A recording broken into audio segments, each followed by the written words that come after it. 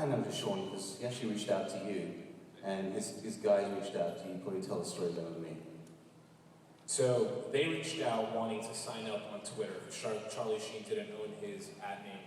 And by proxy of what we do, we're sort of the go-to people in Hollywood for social media, just because we have a lot of relationships with managers and agents and talent. And we signed him up. We didn't think it was a big deal, but his account just started exploding.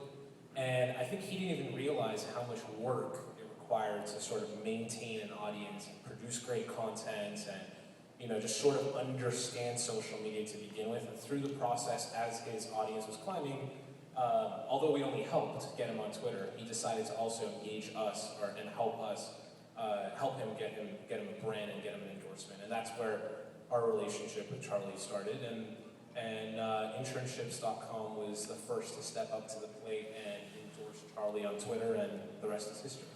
All right, good. Joe, what was the inspiration behind Klout? Kind of just tell us why you started it and what it is. Sure. So 2007, I actually had jaw surgery, and my jaw was wired shut for like 3 months. And Twitter was really the only way I could communicate. Like, even my mom couldn't understand me. Not email? Well, basically, Twitter was a lot easier because I could do it from my phone. And it was amazing to me that the people who trusted me the most, I could tell them my opinion on anything. And it would have, and what they were saying was having an impact on me. I don't know if it was like the pain medication or the drugs, but I got really obsessed with the idea that like word of mouth was scalable for the first time, and the data was there, and became obsessed with measuring that. All right, and John, what do you have, 250,000 followers? Yeah, all right. So why are you on Twitter? I'm on Twitter. It started out as just a fun thing to do, just there and playing around. But also we had, I was doing the Step Up movies. Step Up has, they had a huge sort of MySpace following, so we were already sort of playing in that world. And then I was doing a lot of dance stuff on YouTube, and we got, we were getting a lot of hits, a lot of subscribers on there. So it was sort of a natural extension. Instead of making a giant video every week, I could actually just have I could just write a sentence. It was pretty non-committal. And then going into the Justin Bieber thing, that was just a whole other wave of jumping into his world and figuring out what he does, because it's a monster of followers that he has. And so all those things together sort of threw me into the fire of social media, I guess. Yeah, I would say that I got to taste your little bit of your influence capability when you said you were going to be on this panel, and it just went. In fact, a lot of Bieber fans. Of course. That's my bread and butter right there. There's a girl actually who tweeted, she lives in Austin. I was like, hey, I'm in Austin, I'm going to South by Southwest. She's like, oh, I'm shopping. She just tweeted, me, and she said, I'm going prom dress shopping, but I might just not get a prom dress and come and see you. And I retweeted it because I thought it was funny, and I just got a different panel, and I was walking over here, and she was there. And she's like, I didn't get my prom dress. Can I take a picture with you? So I just took a picture with her, and I just put it on my Twitter to show that she didn't get a prom dress. Oops. Wow, that's cute though. Joe, what do you think about the idea of sponsored tweets? And what are you guys doing with brands? Sure. So I think the sponsored tweets for celebrities works really well. These are people who already do endorsements. There's a model there that's existed for a long time. It's really effective. People respect, celebrities' opinion on that.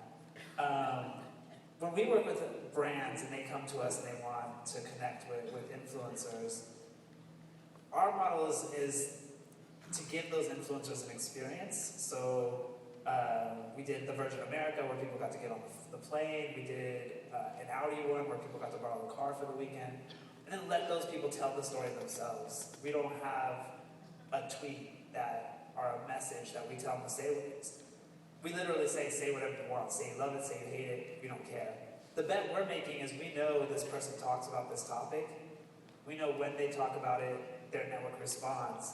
If we put them in the right scenario and it's a good product, then it's going to be a good outcome.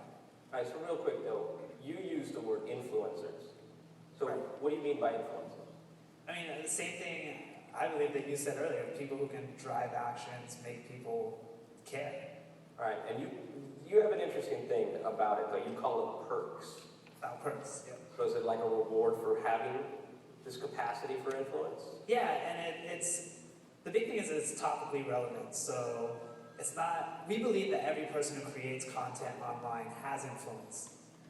Our goal is to understand what topics they're influential about on and who they influence. And, brands you may not be influential overall, but if a surf company is launching a new surfboard, like, you might be the person that they want to have it in front of them. That's a perk. Right. All right, so on Charlie Sheen, obviously, is worth so much. He's got the highest Klout score probably in this room. I have read various estimations of some of the other celebrities. I won't throw them down. I don't know if that's public or private information, but you're doing something that's actually quite sophisticated, but also would probably need a little bit of explanation.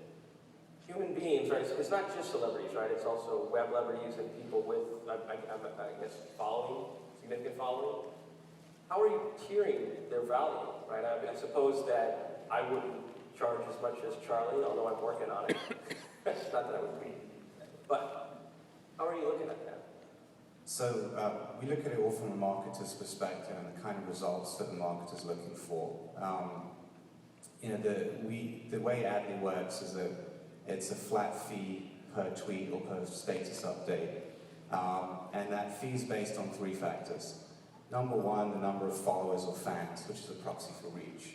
Number 2, the level of ongoing engagement between the fans and the celebrity, which put simply means if the celebrity says something, do they take action? And then number 3, as celebrities come into our network and run endorsement deals, how do those endorsements perform? So we look at all 3 factors and we come up with a price, and it's very simple for marketers to understand. It's interesting you brought up yourself. I think if you were to join Adly, we could probably get you a significant premium over what the celebrities are getting from the brands we work with today, because you have so much influence in a certain sphere. So for example, if you look at the advertising industry, there's billions of dollars of money that's invested into startups that want to have their Super Bowl moment like internships did this week. And to cut through the noise, celebrity is the best way to do that. And so someone like you or someone who runs an ad agency could actually be very effective endorsement and command a huge premium. On that note, is my publisher here? Because